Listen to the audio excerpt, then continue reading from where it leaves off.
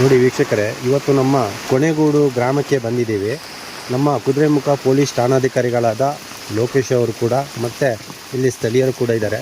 ಯಾಕಂತ ಹೇಳಿದರೆ ಕೊನೆಗೋಡು ಕೆಲವು ವರ್ಷಗಳಿಂದ ಸೇತುವೆ ಎಲ್ಲ ಇರಲಿಲ್ಲ, ಕಾಲ್ಸಂಕದಲ್ಲೇ ಜೀವನ ಸಾಗಿಸ್ತಾ ಇದ್ರು ಈ ಗ್ರಾಮದ ಜನರು. ಇಲ್ಲಿ ನೋಡಿ ರೋಡ್ ಎಲ್ಲ ಯಾವ ಥರ ಆಗಿದೆ ಅಂತೇಳಿ. ಇಂಥ ರಸ್ತೆಯನ್ನು ವೀಕ್ಷಣೆ ಮಾಡಲು ನಮ್ಮ ಕುದುರೆಮುಖ ಠಾಣಾಧಿಕಾರಿಗಳು ಭೇಟಿ ಕೊಟ್ಟು ಆ ರಸ್ತೆ ಸೇತುವೆ ಬಗ್ಗೆ ಸ್ವಲ್ಪ ಜನರಿಗೆ ಅಂದರೆ ಒಂದು ಮಾಹಿತಿ ನೀಡೋದು, ಈ ಗಾಳಿ ಮಳೆಗೆ ಮತ್ತು ನೀರಿಗೆಲ್ಲ ಹೋಗೋ ಥರ ಏನಾದರೂ ಇದ್ದ ಸಂದರ್ಭದಲ್ಲಿ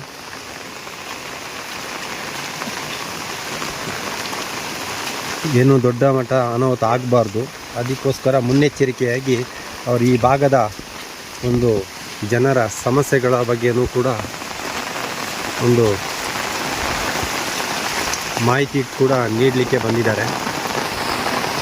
ಅಂದರೆ ಕೆಲವು ಕಾಲ್ಸಂಕಗಳೆಲ್ಲ ಮಾಡ್ಕೊಂಡಿರ್ತಾರೆ. ಇಂಥ ಸಂದರ್ಭದಲ್ಲಿ ಅದರಲ್ಲೆಲ್ಲ ಜಾಗೃತಗೊಳಿಸಿ ಹೋಗಬೇಡಿ, ಸೇತುವೆ ಮುಖದ ಏನು ಮಾಡಿದ್ದಾರೆ ಅದರಲ್ಲೇ ಹೋಗ್ತಾಯಿರಿ. ಈ ರಸ್ತೆಯಲ್ಲಿ ಸ್ವಲ್ಪ ಹೋಗೋದೇ ತುಂಬ ಕಷ್ಟ. ಈ ಹಳ್ಳಿ ಭಾಗದ ರಸ್ತೆಯಲ್ಲಿ ಯಾವ ಥರ ಇದೆ ನೋಡಿ, ನೀರುಗಳೆಲ್ಲ ಯಾವ ಥರ ಬರ್ತಾಯಿದೆ.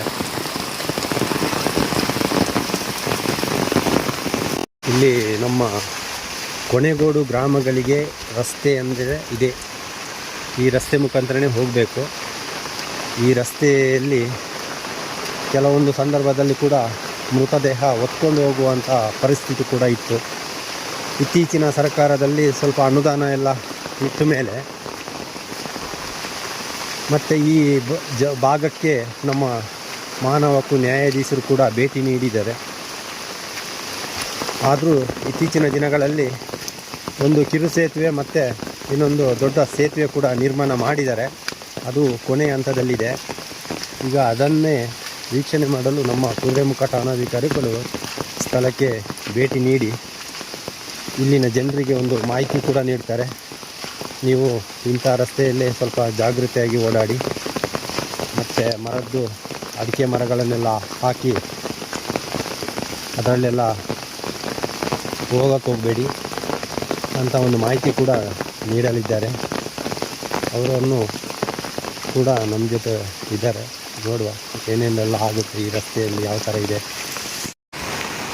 ನೋಡಿ. ಇದೇ ಸೇತುವೆ ನಿರ್ಮಾಣ ಆಗಿದೆ, ಆದರೆ ಯಾವುದೇ ರೀತಿಯ ಒಂದು ಕಾಮಗಾರಿ, ಈಗ ಮಳೆ ಬರ್ತಾ ಇದೆ ಹಾಗಾಗಿ ಕೆಲಸಗಳು ಕೂಡ ನಿಲ್ಲಿಸಿದ್ದಾರೆ.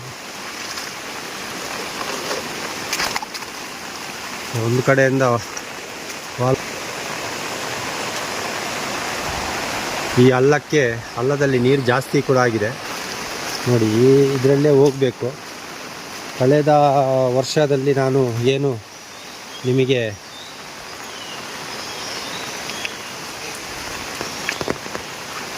ತೋರಿಸಿದ್ದೀನಿ, ಆ ಸೇತುವೆ ಅಲ್ಲೇ ಇದೆ ನೋಡಿ. ಕಷ್ಟ ಇದೆ, ಕೆಸರು ನೋಡಿ. ಅಲ್ಲಿ ಪೊಲೀಸ್ ಹೋಗ್ಬೇಕು ಕೂಡ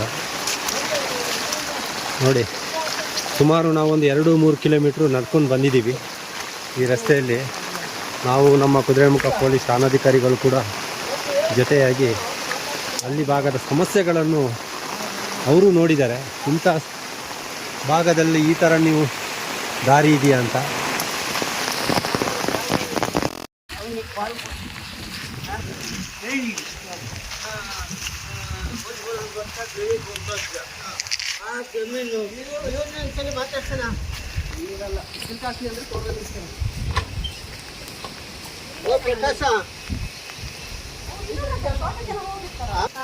ಗೊತ್ತಲ್ಲ, ಅದ್ರ ಮೇಲೆ ಕೆಳಗಡೆ ನೀರು ಬರ್ತಾ ಇದೆ, ಅಲ್ಲಿ ಓಡಾಡಬೇಡಿ. ಯಾಕೆಂದ್ರೆ ಅಲ್ಲಿ ಎಲ್ಲ ಜರ್ಕೊಂಡು ಹೋಗಿದೆ ಮತ್ತೆ ಮಳೆ ಜಾಸ್ತಿ ಆಗ ನೀರಿಲ್ಲದಾಗ ಸುಮ್ಮನೆ ಸಮಸ್ಯೆ. ಆಯ್ತಾಯ್ತು. ಸ್ವಲ್ಪ ಏನ್ ಗೊತ್ತಾ, ನೀವು ಏನು ಹೊಸ ಸೇತುವೆ ಆಗಿದೆಯಲ್ಲ, ಹೊಸ ಸೇತುವೆ ಮೇಲೆ ಓಡಾಡ್ಲಿಕ್ಕೆ ಸ್ವಲ್ಪ ಪ್ರಾಕ್ಟೀಸ್ ಮಾಡಿ. ಯಾಕೆಂದ್ರೆ ಮಳೆ ನೀರು ಗೊತ್ತಾಗಲ್ಲ. ನೀವು ಅಂದ್ರೆ ನಮ್ಗೆ ಹಳ್ಳಿಯವರು ಮುಂಚೆಯಿಂದ ಓಡಾಡ್ತಾ ಇದೀವಿ, ಪ್ರಾಕ್ಟೀಸ್ ಆಗಿದೆ ಅಂತ ಓಡಾಡ್ತಿರ್ತೀರ. ದಯವಿಟ್ಟು ಹಂಗೆ ಮಾಡಕ್ ಹೋಗ್ಬೇಡಿ, ಹೊಸ ಸೇತುವೆ ಮೇಲೆ ಓಡಾಡಿ. ಆಯ್ತು. ಇಲ್ಲಿ ನಮ್ಮ ಕುದುರೆಮುಖ ಪೊಲೀಸ್ ಠಾಣಾಧಿಕಾರಿಗಳು ಮನೆಗೆ ಭೇಟಿ ನೀಡಿ ಈ ಗ್ರಾಮದ ಜನರಿಗೆ ಒಂದು ಮನವಿ ಕೂಡ ಮಾಡ್ತಿದ್ದಾರೆ. ಕೊನೆಗೋಡು ಏನು ಅವರು ಕಾಲ್ ಸಂಖ್ಯೆ ಅಂತ ಮಾಡ್ಕೊಂಡಿದ್ದಾರೆ, ಅದರಲ್ಲೆಲ್ಲ ಜಾಸ್ತಿ ಓಡಾಡಬೇಡಿ, ನೀರು ಬಂದ ಸಂದರ್ಭದಲ್ಲಿ ಏನೂ ಆಗ್ಬೋದು. ಹಾಗಾಗಿ ಈ ಭಾಗಕ್ಕೆ ಜನರಿಗೊಂದು ಮನವಿ ಮಾಡ್ತಾಯಿದ್ದಾರೆ, ಏನು ಹೊಸದು ಸೇತುವೆ ಮಾಡಿದ್ದಾರೆ ಆ ಸೇತುವೆಯಲ್ಲಿ ಓಡಾಡಬೇಕು ಅಂತ. ಹಾಗಾಗಿ ಜನರಿಗೂ ಮತ್ತು ಇಲ್ಲಿನ ಶಾಲಾ ಮಕ್ಕಳಿಗೂ ಕೂಡ ಮನವಿ ಮಾಡ್ತಾಯಿದ್ದಾರೆ, ಇದರಲ್ಲೆಲ್ಲ ಓಡಾಡಬೇಡಿ, ಹೊಸ ಸೇತುವೆ ಏನು ಮಾಡಿದ್ದಾರೆ ಅದರಲ್ಲೇ ಓಡಾಡೋವಂಥ ವ್ಯವಸ್ಥೆ ಮಾಡಿಕೊಳ್ಳಿ.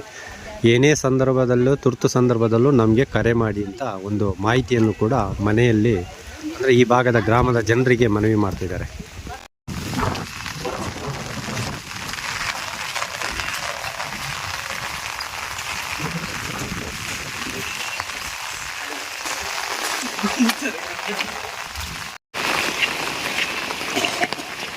ನಾನು ಇವತ್ತು ಕೊನೆಗೋಡು ಗ್ರಾಮಕ್ಕೆ ಬಂದಿದ್ದೀನಿ. ಗ್ರಾಮದ ಜನರ ಒಂದು ಸಮಸ್ಯೆಗಳನ್ನು 3-4 ಕಿಲೋಮೀಟ್ರು ಪೊಲೀಸ್ ಠಾಣಾಧಿಕಾರಿಗಳು ಕೂಡ ನಂಬಿಸಿದ್ದಾರೆ. ಅಂದರೆ ಈ ಭಾಗದ ಜನರ ಸಮಸ್ಯೆಗಳನ್ನು ಅವರಿಗೆ ಸರಿಯಾದ ರೀತಿಯಲ್ಲಿ ಮಾಹಿತಿ ನೀಡಬೇಕಂತೇಳಿ ನಮ್ಮ ಕೊನೆಗೋಡು ಏನು ಸೇತುವೆ ಆಗಿರಲಿಲ್ಲ, ಈಗ ಆಗಿದೆ. ಮತ್ತು ಸ್ವಲ್ಪ ಕಾಮಗಾರಿ ಸ್ವಲ್ಪ ಬಾಕಿ ಆಗಿದೆ, ಮಳೆ ಬರ್ತಿದೆ. ಹಾಗಾಗಿ ಅದು ಏನು ಅವರು ಕಾಲ್ಸಂಕ ಮಾಡ್ಕೊಂಡಿದ್ದಾರೆ, ಆ ಕಾಲ್ಸಂಕದಲ್ಲಿ ಹೋಗೋದು ಬೇಡ. ಹಾಗಾಗಿ ಅವರು ಹೊಸ ಸೇತುವೆ ನಿರ್ಮಾಣವಾಗಿದೆ, ಅದರಲ್ಲಿ ಹೋಗಬೇಕು ಅಂತ ಒಂದು ಮಾಹಿತಿ ಕೂಡ ಇಲ್ಲಿನ ಗ್ರಾಮದ ಜನರಿಗೆ ಮಾಹಿತಿ ನೀಡ್ತಿದ್ದಾರೆ. ಬನ್ನಿ ದೊಡ್ಡ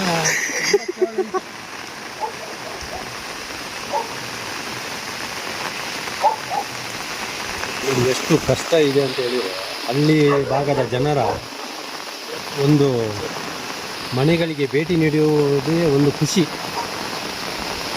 ಆದರೆ ನಮಗೆ ಮಾತ್ರ ಎಷ್ಟು ಕಷ್ಟ ಆಗ್ತಿದೆ ಅಂತ ಹೇಳಿದರೆ, ಆ ಜಿಗಿನೆ ಕಾಟದಲ್ಲಿ ಮನೆಗೆ ಒಂದು ಎಷ್ಟುಗಳ ಕಷ್ಟ ಇದೆ. ಇಲ್ಲಿಗೆಲ್ಲ ಹೆಂಗೆ ಮೆಟೀರಿಯಲ್ಸ್ ತರ್ತಾರೆ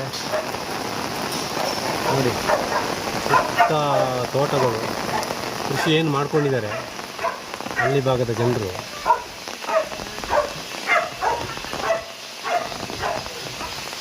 ಏನಿಲ್ಲಮ್ಮ, ನಮ್ಗೆ ಗೊತ್ತು ನಿಮ್ಮ ಬಗ್ಗೆ, ಇವ್ರ ಬಗ್ಗೆ ನಮ್ಗೆ ಗೊತ್ತಿದೆ. ಈಗ ಏನು ಗೊತ್ತ, ನನಗೆ ಒಬ್ಬಂಗೆ ಗೊತ್ತು, ಇವ್ರು ಏನು ಇದು ಮಾಡ್ತಾರಮ್ಮ. ಈಗ ನನಗೆ ಗೊತ್ತಿದೆ ಏನು ಎತ್ತ ಅಂತ. ನಾನು ಉಳ್ಕೊಂಡು ಹೋಗ್ತಾ ಇದ್ದೀನಿ. ಇದು ಲಾಸ್ಟ್ ಅಂತ ಒಂದು ಊಟ, ಯಾಕಂದರೆ ಊಟ ಹೇಳ್ಕೊಡೋದು ಯಾರು ಇರಲ್ಲ ಅಂತ ಒಂದು ಊಟ. ಅಲ್ಲಿ 2 ದಿನ, ಇಲ್ಲಿ 2 ದಿನ, ಅಲ್ಲಿ 2 ದಿನ ಹೋಗ್ತಾನೆ ಬಂದು ಅಂತ ಹಂತದಲ್ಲಿ ದೇವಸ್ಥಾನ ತಿನ್ನೋದು, ಸ್ಟೇಷನ್ ನೋಡ್ಬರೋದು.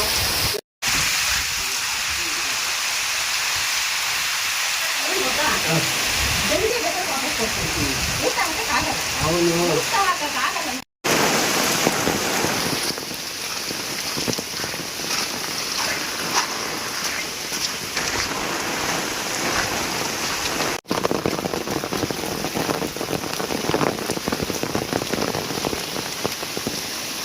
ಬಂದಾಗೆಲ್ಲ ನಮ್ಮ ಸ್ಟೇಷನ್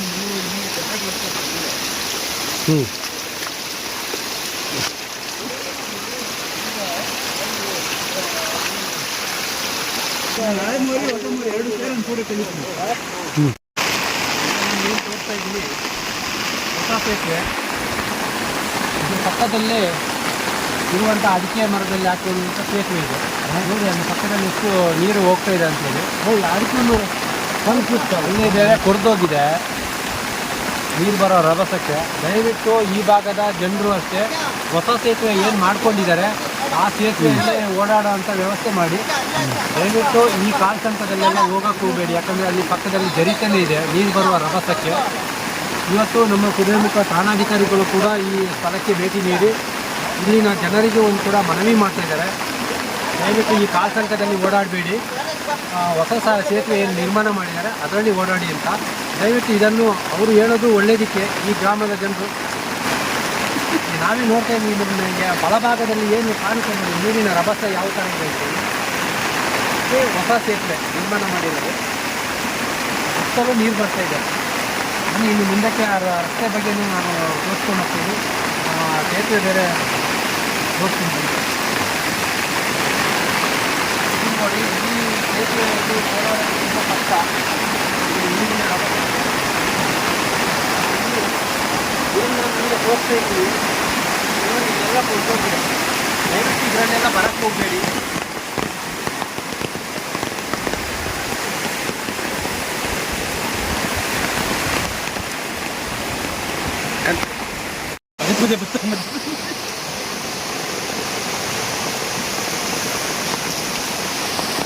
ನೋಡಿ ಇಲ್ಲಿ ಕೊರೆದು ಹೋಗಿದೆ.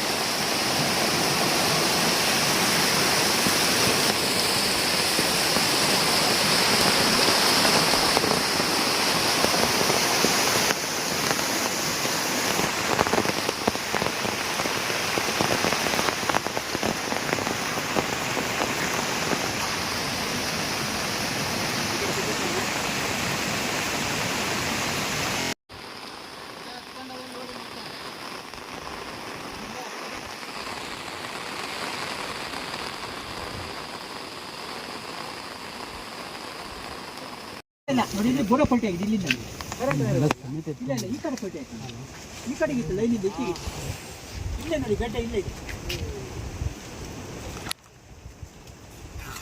ಏನು ಮಾಡೋದು ಕಟ್ ಮಾಡಿ ಅಯ್ಯೋ ದಡಪ್ಪು ನಿಮ್ಮ ದಡಪ್ಪು ಅಲ್ಲಿ ಬಂದಾಗ ಈ ಮರಗಳು ಯಾವ ಥರ ಬೆಳೆದಿರುತ್ತೆ ನೋಡಿ. ನಾವೆಲ್ಲ ಸುಮಾರು ಒಂದು 2 ಗಂಟೆಗಳ ಕಾಲ ಇಲ್ಲೇ ನಿಂತಿದ್ದೀವಿ. ಇಲ್ಲೊಬ್ರು ಕೊಯ್ತಾ ಇದ್ದಾರೆ.